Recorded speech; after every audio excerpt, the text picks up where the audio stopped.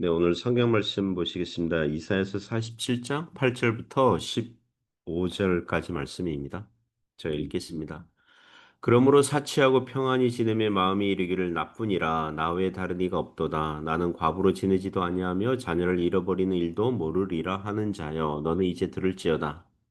한날에 갑자기 자녀를 잃으며 과부가 되는 이 두 가지 일이 내게 임할 것이라. 네가 무수한 주술과 많은 주문을 빌릴지라도 이 일이 온전히 내게 임하리라. 네가 네 악을 의지하고 스스로 이르기를 나를 보는 자가 없다 하나니 내 지혜와 내 지식이 너를 유혹하였음이라.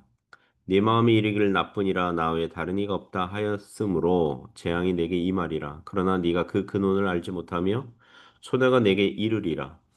그러나 이를 물리칠 능력이 없을 것이며 파멸이 호련히 내게 임하리라. 그러나 네가 알지 못할 것이니라. 이제 너는 젊어서부터 힘쓰던 주문과 많은 주술을 가지고 맞서보라. 혹시 유익을 얻을 수 있을는지 혹시 놀라게 할 수 있을는지 네가 많은 계략으로 말미암아 피곤하게 되었도다. 하늘을 살피는 자와 별을 보는 자와 초하루는 날에 예고하는 자들에게 일어나 네게 임할 그 일에서 너를 구원하게 하여 보라. 보라 그들은 촉이 같아서 불에 타리니 그 불꽃의 세력에서 스스로 구원하지 못할 것이라. 이 불은 덮게 할 숯불이 아니요 그 앞에 앉을 만한 불도 아니니라. 네가 같이 힘쓰던 자들이 내게 이같이 되리니 어려서부터 너와 함께 장사하던 자들이 각기 제 길로 흩어지고 너를 구원할 자가 없으리라. 아멘. 네, 오늘 교만하면 패망한다. 네, 교만하면 패망한다. 이런 제목으로 하나님의 말씀 증거하겠습니다. 오늘 성경 본문은 바벨론의 패망을 예언하는 내용입니다.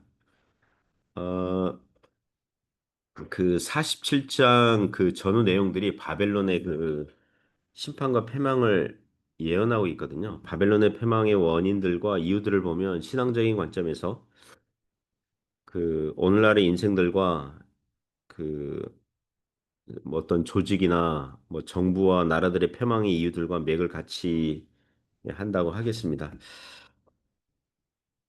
그 우리에게도 적용할 교훈들이 있다는 거죠. 몇 가지 교훈들로 은혜를 나누겠습니다. 첫 번째는 축복과 형통이 교만을 낳기 쉽다는 것입니다. 축복과 형통이 교만을 낳기 쉽다는 것입니다.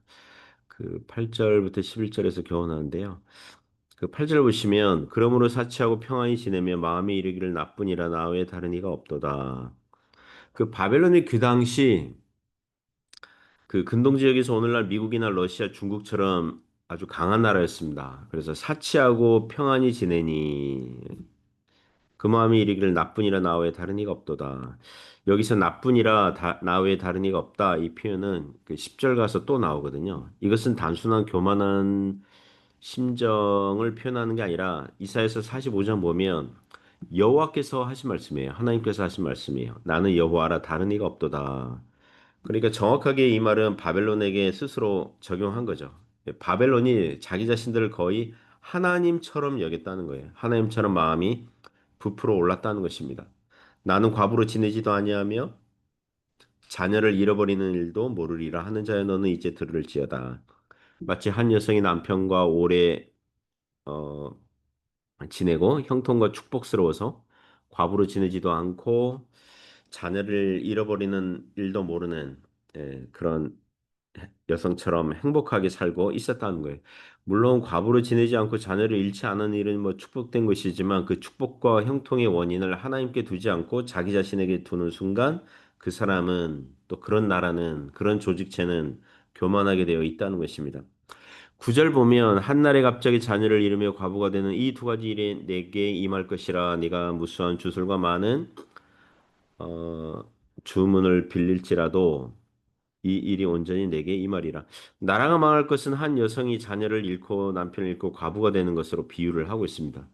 그리고 바벨론을 의지하고 있던 우상신들과 미신들, 즉 무수한 주술과 많은 주문을 빌릴지라도 바벨론의 패망을 막을 수 없을 것이라고 합니다.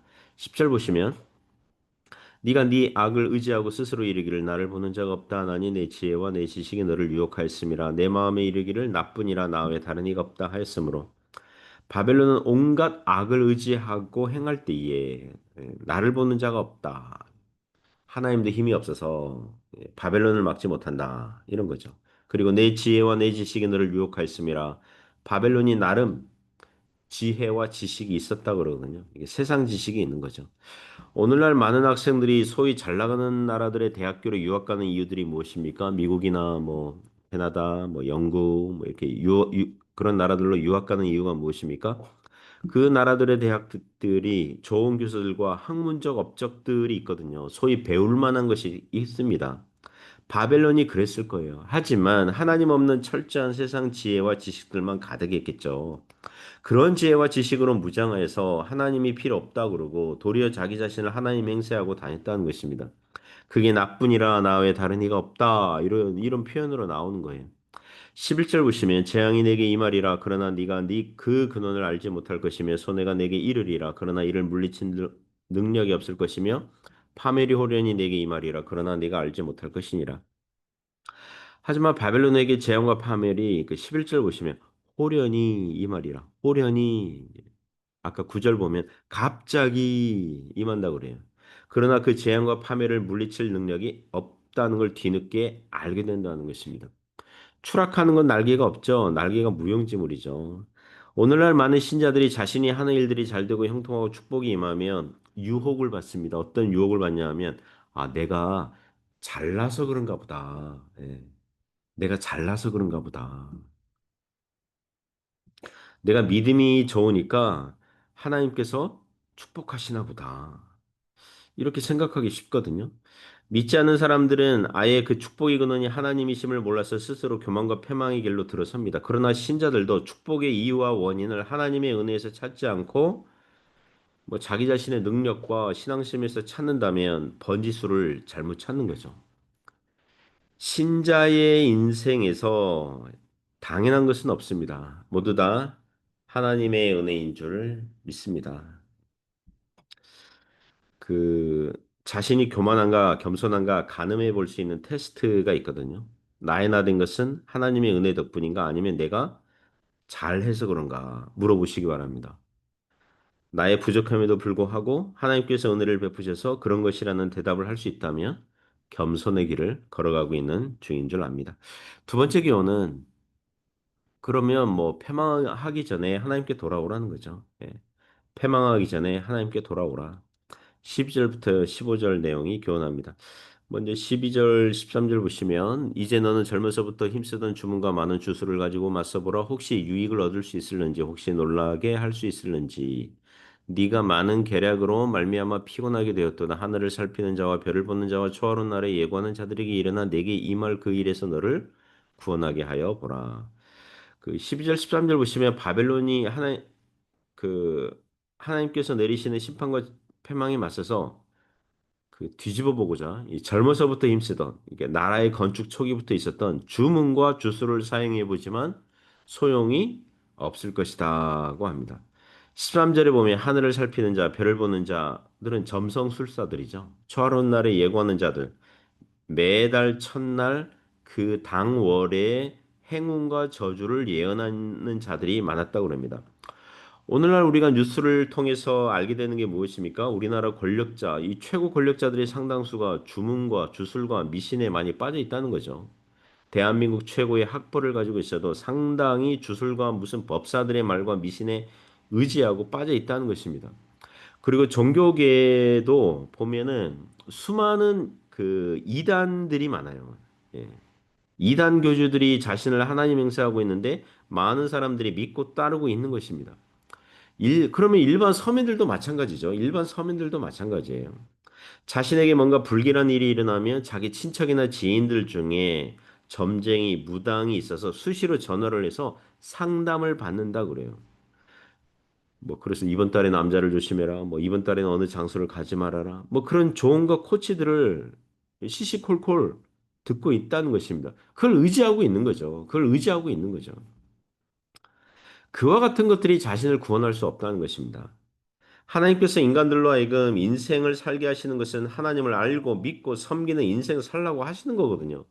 그러나 하나님을 모르면 인간이 왜 사는지 몰라요. 그러면 인간이 자신의 인생의 목적이 하나님을 영화롭게 하는 것이라는 걸 모르면 누구를 영화롭게 하겠습니까? 자기 자신이에요. 악한 마귀가 좋아하는 거죠. 오직 자기 자신과 자신 가족의 행복과 즐거움을 위해서 살게 되는 것입니다. 하나님 없는 축복과 형통은 헛되고 헛된 것이 되는 것입니다. 하나님의 주권과 섭리 안에서 주시는 축복과 형통들을 하나님의 영광을 위해서 제대로 사용하지 아니하면 하나님께서 모두 다 불러가시는 날이 오는 것이에요. 우리 하나님의 심판대 앞에 서서 하나님께서 주신 인생의 이 시간들, 인생의 축복들을 어떻게 사용하였는지 하나님으로부터 질문받게 될 날이 오는 것입니다. 바로 그 하나님의 심판에서 세상 주문과 마술과 주술과 미신들이 자기 자신을 구원할 수 없다는 것입니다. 14절 보시면 14절 15절 보시면 보라 그들은 촉에 같아서 불의 탈이니 그 불꽃의 세력에서 스스로 구원하지 못할 것이라 이 불은 덮게 할 숯불이 아니요 그 앞에 앉을 만한 불도 아니니라 네가 같이 힘쓰던 자들이 내게 이같이 되리니 어려서부터 너와 함께 장사하던 자들이 각기 제 길로 흩어지고 너를 구원할 자가 없으리라. 14절 15절은 사람이 얼마나 초라하고 부족한지를 보여주죠. 14절 보시면 그들은 촉에 같아서 예, 풀초 겨자개 예, 주로 이 지푸라기나 풀과 티끌을 그 의미할 때 초기에 그러죠. 하찮고 가치가 없는 존재를 비유할 때 이렇게 사용해요. 여러분 지푸라기를 불에 태우면요, 그 숯불처럼 장작불처럼 사람을 따뜻하게 해주지 못하거든요. 그 앞에 앉을 만한 불도 아니라 예, 장작불 하면 이제 추운 날 이렇게 따뜻하게 이렇게 이렇게 몸을 따뜻하게 할 수 있을 텐데 그렇게도 할 수 없어요. 예, 초계가 불타면 금방 작게 금방 확 탔다가 확 꺼져 버리거든요. 쓸모 없는 거예요. 헛된 인생이라는 것입니다. 15절에 보면 네가 같이 힘쓰던 자들이 내게 이같이 될 것이다. 어려서부터 너와 함께 장사하던 자들. 그러니까 바벨론과 오랫동안 거래하고 사업하던 나라들이 바벨론을 돕지 못할 것이다. 오늘날 미국의 트럼프 대통령이 강한 나라들, 러시아와 중국과는 어떤 면에서 잘 지내고 있습니다. 예, 러시아와 중국과는 잘 지내고 있습니다. 예전에 적대시하던 나라들과는 잘 지내고 있습니다.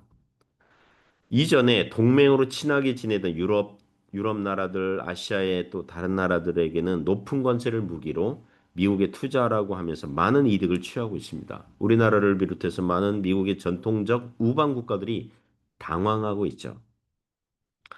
제가 그걸 보면서 최소한 트럼프가 하는 행동이 우리에게 교훈을 하나 확실하게 주는 게 있습니다. 뭐냐 하면 이 세상 나라들 중에 영원한 우방은 없다. 영원한 우방은 없습니다. 우리나라를 구원해주는 나라는 없습니다. 6.25 때 유엔이 여러 나라들을 다 파병해 준 것은 하나님의 은혜였어요. 오늘날 우크라이나가 러시아와 이렇게 싸울 때 미국이 도와줬잖아요. 미국이 전쟁 그 보상금, 배상금을 청구할지 전혀 예상하지 못했죠. 예전에 6.25 때는 그냥 뭐라 그럴까요? 일방적으로 도와줬잖아요. 그러므로 영적인 관점에서 보면 하나님의 심판에서 구원해 줄 인생들과 재물과 지혜와 권력은 없어요.